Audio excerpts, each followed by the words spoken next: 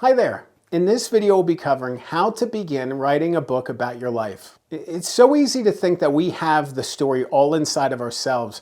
Sometimes the people around us and the research we can do can take our story to a different place. By the end of this video, you will figure out the importance of book goals, how important it can be to interview people and gather research, and how to write the thing. And stay tuned until the end of the video for a resource I really think you're going to enjoy. Let's dive in.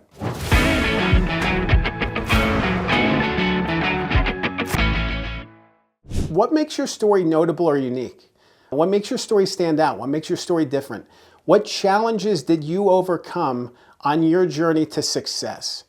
Ultimately, when we think about writing a story about our life, there should be some element of reflection, of looking back. What have we accomplished? What have we done in our lives? What are the hard things, the challenges that we've overcome? Ultimately, there should be some distance between the hard things and where you are today. You don't want to be right in the middle of the storm when you're writing the book because there's no resolution. You know, I think back to some of the people I've worked with. My friend Emma, I've been working with her on a book about her life and the challenges that she's overcome and this journey forward for her of unlocking the greatest version of herself, you know?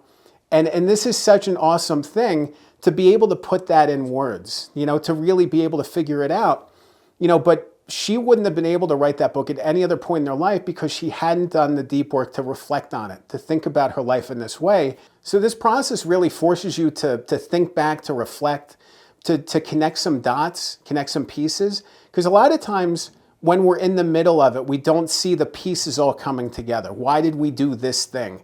How did we overcome this? What can we learn from the deepest points, the darkest points, and the uplifting points, the greatest points of our life? You know, the lessons are there.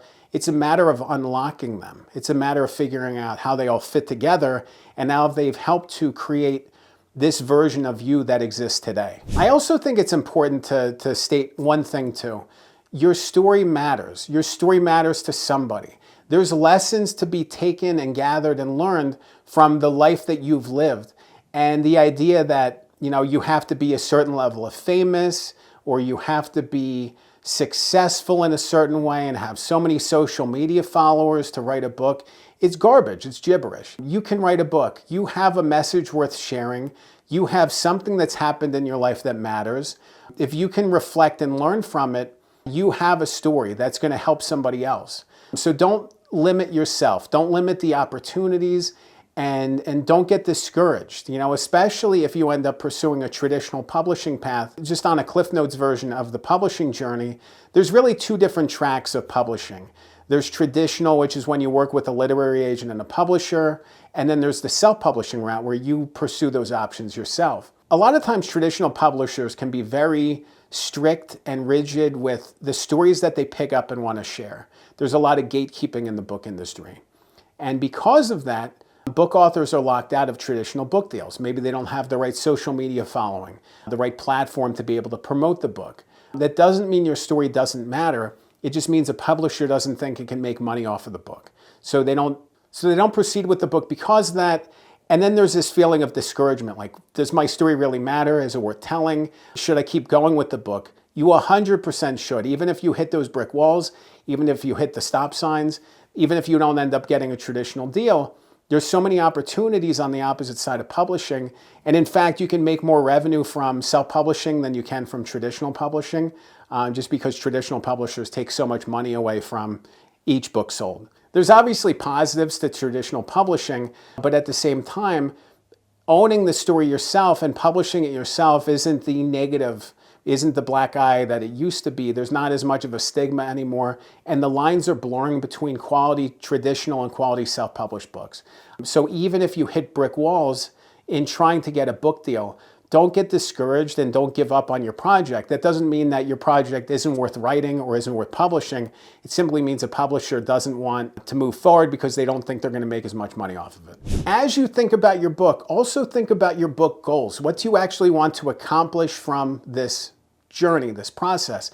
Writing a book is a really hard thing. And hard things, you know, a lot of times they're worth it. If you can figure out if the juice is worth the squeeze, It's great, but like you really need to unlock what that means for you. Are you using this book as an opportunity to get leads and clients for your company?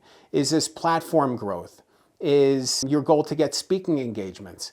You really need to figure that out and unlock what that means, because doing so is going to help empower you during the writing process. It's going to help you feel motivated and inspired to keep going when you hit those walls, when you hit those stumbles, when you hit those friction points in the writing journey. You're going to know that this is worth doing because you have the end goal in sight. Thinking about the marathon that you're running. And book writing feels like a marathon. It's like the training, it takes time, it's a lot of just hard work building up to this moment. But marathon runners focus on 26.2. They focus on getting to the finish line. There's this end goal in sight and this sense of accomplishment on the opposite side of it. They don't go out and just run 26.2 miles the first time they start training. They train up to it. They plan and prepare. But the end goal, the goal of getting to the finish line is what keeps them going. In that mile 10, 12, 17, 22 when they want to give up. It's like, oh, I'm almost there. Let's keep going. Get the end goal in sight, and the book writing process is going to be more empowering for you. Laying a great foundation for your book is going to make the writing process easier. Thinking about your outline, thinking about your audience, and thinking about your hook. Outline's pretty simple. What's the outline of the book? What are the chapters in the book? And that can be a mind map, that can be drawing, that can be anything. It can be bullet points. Your outline can take many different forms, and it can be structured, it can be unstructured, but there simply just needs to be some understanding what's inside and outside the scope of the book. Your audience is another one. Who are you writing for? Who is going to read this thing? And not everybody. If you try to write for everybody, you're going to write an unreadable book. No one's going to want to read it. It's going to be boring and bland, and it's going to say nothing. Any good book is going to annoy somebody along the way. For better or worse, it needs to annoy somebody, because if it doesn't, it's not going to challenge anybody to do anything. You want to wake people from their slumber and challenge their notions of how they see the world. If you don't challenge them and there's no friction points, there's no learning and there's no changes, they haven't accomplished anything. They just read a book that reinforced everything they already believe. It's not going to do anything for anybody. So really think about your audience. What is the thing that they can learn from, and how can they be empowered by your story? The other element of book foundation work is your hook. And this ties to audience as well. What is the message that you're trying to share, and how can somebody, your reader, carry your message forward into their life? How is their life going to be changed or different by reading your book? If you can unlock that in a sentence or two, not in 500 words, but in a sentence or two, really unlock what that message is, you can then share that message in the introduction of the book. You can share it in promotional materials, and it's this hook. It's the hook on the fishing line. It gets caught in the lip of the reader, and they're drawn in. They want to keep going. This is something that gets them motivated. Thinking about the finish line with writing, it motivates them to finish the book in reading. It motivates them to keep going, because they know on the opposite side of reading the book is change, is true, lasting change. They want to learn something and move forward with their life, and they're looking at your book as an opportunity to do that. Now you've done all of this prep work, the next step is to write the thing. Stop putting it off, stop delaying it, stop putting other things in the way. Write the thing. By writing the thing, I mean sitting down or figuring out the time that you have to make the most of this writing experience, whether it's 10 minutes a day, whether it's 30 minutes a day, whether it's an hour of driving time. You can actually get writing done when you're sitting in your car. If you record yourself talking through different areas of the book, you can then upload audio to a site like Adhere or Rev, get the automatic transcription, and voila, you have tons of text. You could have tens of thousands of words written. I know you have to clean them up, but written, in a matter of hours. It's amazing. If you don't want to sit behind a keyboard, that's a way to get writing done. So that's one option. Obviously, sitting there and doing the work, typing away, you could do that too. But this is about consistent daily habits. This is about progress, day by day. You're not going to write a book in a day. You are not. If you write a book in a day, it's probably not that long. It's probably not that interesting.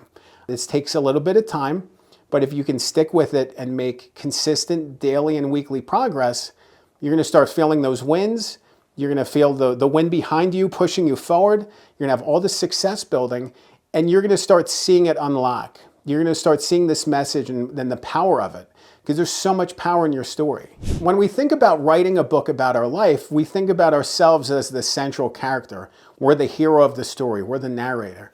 We're the person who unlocks it all, who figures it all out. Sometimes we're not the actual best vantage point for our story. Sometimes other people understand it better, which is why it's so important to do interviews and research to back up the things that you're feeling.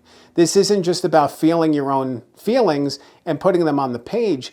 This is about lining it up with facts and truth and backing it up with other supporting elements. The last thing you want to do is publish a book and then have other people come out and say, this isn't what happened, this is garbage, this is gibberish. There's an element of CYA at play, but it's really about telling the best story, and sometimes we're not the best narrator of that story. I go back to Emma, for example. We've been working together on her book, and there were elements of the story where her perspectives were a little hazy, so I was talking to her mother and filling in details, and we were gathering information that way. And it was really special to be able to see the elements come alive, because there were misconceptions that if Emma had just proceeded with telling the story her way, there were layers of the story that were missed that way. Everything was a little flatter. By bringing in these outside voices, and I'm not saying like tons of them, but like selective people, by bringing in these other outside elements, by getting these interviews, by doing research, by backing up your things with fact, it helps to triangulate your story and get to the spirit of truth, get to the heart of this story in a way that doesn't just feel rushed and doesn't feel like it's a one-dimensional, one-source thing, but that it's fully fleshed out, and by doing that, you can really challenge yourself, because this is part of the process too, challenging yourself. By talking to these people, you can either reaffirm what you feel, and you feel confident about it, or you can challenge your beliefs, find out something else, and then write the actual truth. So it's interesting to be able to work through that, but I always encourage people when they're working on their book to talk to other people, to get their vantage points, get their opinions. You really don't know. They could have a different perspective on things, and getting those other perspectives into the story, or just having them as your own understanding, can really build clarity in your message and really help you move forward with empowerment. So you don't want to look at it from the perspective of, you're the only person who can tell the story. Obviously, it's coming from you, but you want to get those other voices incorporated, because it's just going to make the story stronger in the end. If you want to learn more about how to begin writing a book about your life, I have this writing accountability course that I think would be great for you. It's called Good Book Accountability Course. It's a weekly meetup where different authors and me, we talk about our issues, we talk about our struggles in the book writing process. I share so many insights and pieces of guidance and lessons I've learned from the 30 plus books I've written or ghostwritten. I want to make this empowering for you at a low cost, and I just want to share these lessons and messages to help you along the way. So if you're interested in learning more about that, head to my website. It's goodbookmastery.com. You can click the link below and check out my writing accountability course. Remember, a good book can change your life. I'm Dan Good. Thanks for watching.